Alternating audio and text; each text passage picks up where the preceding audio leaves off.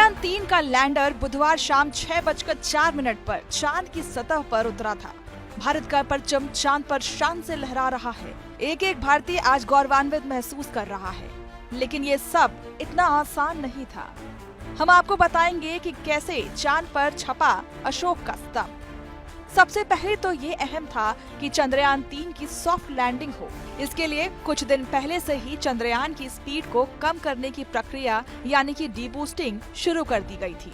Soft landing के 2 घंटे 26 minute बाद रोवर भी इससे बाहर आ गया। रोवर 6 पहियों वाला रोबोट है। अगले 13 दिन तक ये चांद की सतह पर चलेगा। इसके पहियों में अशोक स्तंभ की छाप है। जैसे जैसे रोवर चांद की सतह पर चलेगा, वैसे वैसे अशोक स्तंभ की छाप छपती चली जाएगी।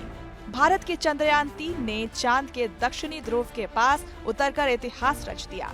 40 दिन के लंबे सफर के बाद रोवर भी इससे बाहर आ गया। रोवर की मशीन लाइफ एक लूनर डे है। चांद पर एक दिन पृथ्वी के 14 दिन के बराबर होता है। चांद के दक्षिणी ध्रुव के पास लैंडर उतारने वाला भारत दुनिया का पहला देश बन गया है।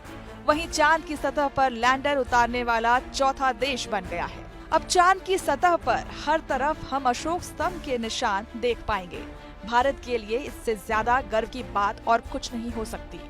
इससे पहले सितंबर 2019 में भी इसरो ने चंद्रयान-2 को चांद के दक्षिणी ध्रुव के पास उतारने की कोशिश की थी, लेकिन तब हार्ड लैंडिंग हो गई थी। अब आप ये भी जान लीजिए कि अब अगले 13 दिन तक प्रज्ञान रोवर क्या काम करेगा।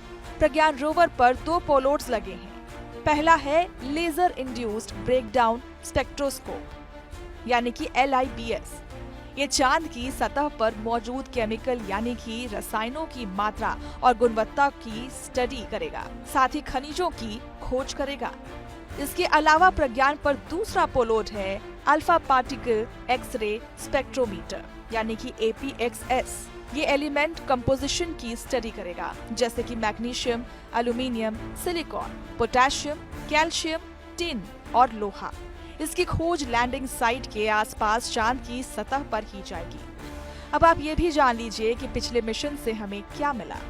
इसरो ने साल 2008 में अपना पहला मून मिशन चंद्रयान-1 लॉन्च किया था। इसमें सिर्फ ऑर्बिटर था जिसने 312 दिन तक चांद का चक्कर लगाया था। चंद्रयान-1 दुनिया का पहला मून मिशन था जिसने चांद में पानी की मौजूदगी के सबूत दिए थे। इसके बाद 2019 में चंद्रयान-2 लॉन्च किया गया था। इसमें ऑर्बिटर के साथ लैंडर और रोवर भी भेजे गए। हालांकि ये मिशन ना तो पूरी तरह से सफल हुआ था और ना ही फेल। चांद की सतह पर लैंड करने से पहले ही विक्रम लैंडर टकरा गया था और इसकी क्रैश लैंडिंग हुई थी।